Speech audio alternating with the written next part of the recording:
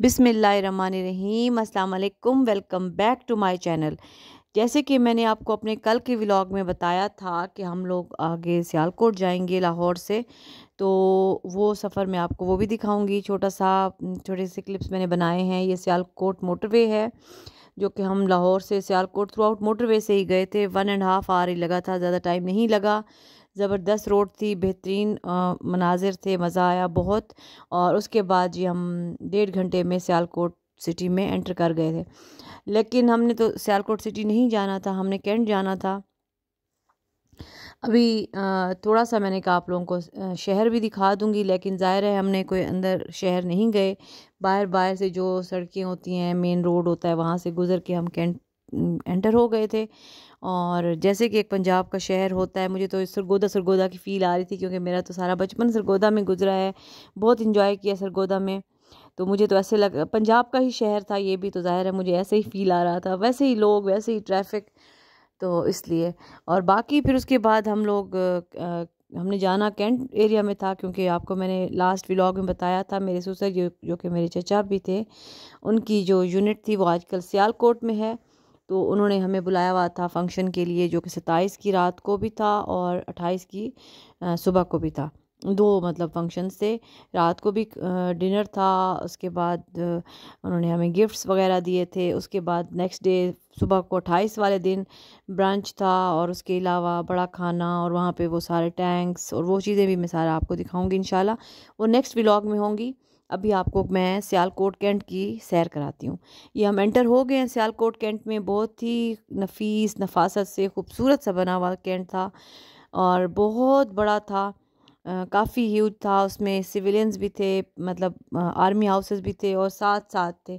जैसे कि हमारे डेरा वाले कैंट में भी इसी तरह ही है कि यहाँ पे सिविल्स के घर हैं, फिर आगे कैंट सॉरी इसके आर्मी ऑफिसर्स के घर स्टार्ट हो जाते हैं, फिर मेस हैं, यहाँ मेस है, इधर मेस है, इस तरह के ना। और कुछ ऐसी जगह होती हैं जगह जहाँ पे मना होता है कि यहाँ आप नहीं जा सकते हो, तो वो तो चलो ठीक है, लेकिन बाकी बहुत ही ज़बरदस्त था और बिल्कुल खुला डुला, कोई मतलब वो रोक टोक नहीं थी, हर जगह आप आ जा सकते हो। मुझे तो बहुत ही अच्छा लगा, आप लोग भी देखें और इन्जॉय करें।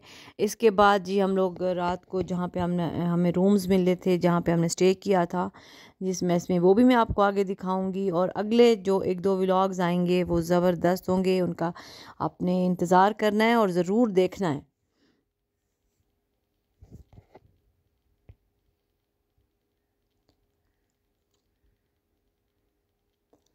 यहाँ सिग्नल के पास जो था ना, एक आई थिंक इस साइड पे टैंक लगा हुआ था, वो मैं दिखाना चाह रही थी आपको, मगर वो फिर बस गाड़ी चल पड़ी और सही तरह से ये इस साइड पे था, मैं नहीं दिखा सकी। मैंने रोका इसीलिए हुआ था कि मैं आपको ये दिखाऊंगी।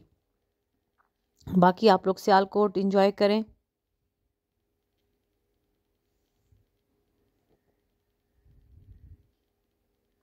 हमारे डेरा इस्माइल खान का तो छोटू सा एक कैंट है, यहाँ तो माशाल्लाह बहुत ही बड़ा था और ज़बरदस्त। मतलब मुझे जो अच्छी चीज़ लगी वो ये थी कि कोई रोक टोक नहीं थी, सबको आने जाने दिया जा रहा था। पूछते थे, आपसे शनाख्ती कार्ड देखते थे और आगे। यहाँ थोड़ी सख्ती है हमारे कैंट में, बाहर के लोगों के लिए मुश्किल हो जाती है अंदर आना, तो मुझे ये चीज़ अच्छी लगी कि वहाँ पे ये चीज़ नहीं थी। शायद हमारा इलाका इस तरह का है, मे बी यहाँ पे आगे वज़ीरिस्तान वगैरह है, मे बी इस वजह से, या जो भी। बहरहाल अल्लाह पाक खैर करें, हर तरफ खैर हो, अमन हो, आमीन। और अमन अमान से इंसान हर जगह घूम सके। अपने ही मुल्क में हम कहीं ना जा सकें, या अपने ही शहर में कहीं ना जा सकें, तो ये सही नहीं है। और ये सारा कुछ इसीलिए हो रहा होता है कि कुछ कुछ गंदे अंडे जो हमारे, अल्लाह माफ़ करे, उस चीज़ को ख़राब कर रहे होते हैं, जिसकी वजह से हम आम आम आदमी जो है ना वो रगड़ा खा जाता है। फिर इस तरह की मुश्किलात बनती हैं। कार्ड्स बनाओ तो आने नहीं देते, तो ये थे वो, या जो भी। अब यहाँ पे इतने से रेस्टोरेंट्स थे, इतनी बड़ी मैंने रात को गई थी अपने बेटे की दवाई लेने, तो बहुत बड़ा सदर बाज़ार था जिसमें हर तरह का, मतलब आप ब्रांड भी कह सकते हो, और उसके अलावा खाने पीने की भी चीज़ें थी, और बहुत बड़ा सारा बाज़ार था ना, बाज़ार क्या मार्केट थी, बहुत ज़बरदस्त किस्म की। तो खुला हुआ था वो सबके लिए, बाहर से भी लोग आ रहे थे, अंदर से कैंट से भी लोग जा रहे थे। बस चलें, अल्लाह पाक हर तरफ खैर रखे, अमन हो हमारे मुल्क में, आमीन सुम आमीन। और यहाँ से ना श्रीनगर लिखा हुआ था 234 किलोमीटर्स, यानी कि हम बिल्कुल बॉर्डर के पास थे। वो मेरे पास क्लिप होगा, पिक्चर होगी, मैं वो अटैच करूँगी आगे, तो आप ज़रूर देखिएगा। ये हमारा मैस आ गया था। फिर हमने यहाँ पे कपड़े वगैरह अपने सामान उतारा, कपड़े इस्त्री के लिए दिए और थोड़ा सा रिफ़्रेशमेंट के लिए कुछ मंगाया, खाया पिया और उसके बाद फिर तैयार हुए। और रात को मतलब डिनर था, वो भी बहुत ही ज़बरदस्त था। नेक्स्ट व्लॉग उसका आएगा। ये रूम्स हैं, मैंने कहा आप लोगों को अपने रूम का टूर करा दूँ। 2 रूम्स थे, एक ये बच्चों का था और दूसरा हमारा था। काफ़ी ह्यूज रूम्स थे, अच्छे से बने हुए, मतलब साफ़ सुथरे, पानी भी गर्म और सारा कुछ।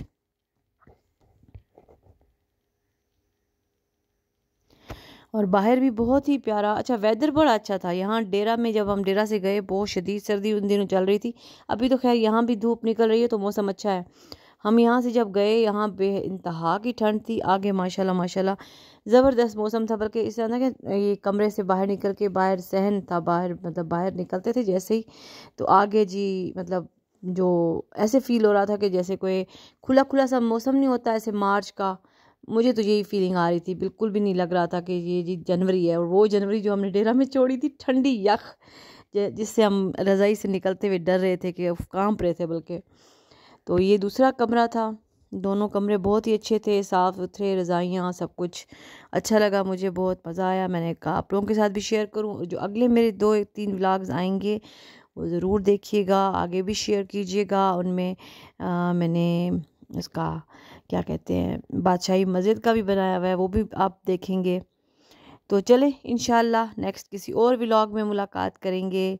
अभी के लिए इतना ही, और दुआओं में याद रखिएगा। और मैं भी आप लोगों को सबको अपनी दुआओं में याद रखती हूँ, जो मेरे व्लॉग्स देखते हैं और जो पसंद करते हैं, जो लाइक करते हैं, शेयर करते हैं, कमेंट करते हैं। तो सब्सक्राइब कर लें प्लीज़, मेरे 1000 सब्सक्राइबर होने वाले हैं। जज़ाकल्लाह, अल्लाह हाफ़िज़।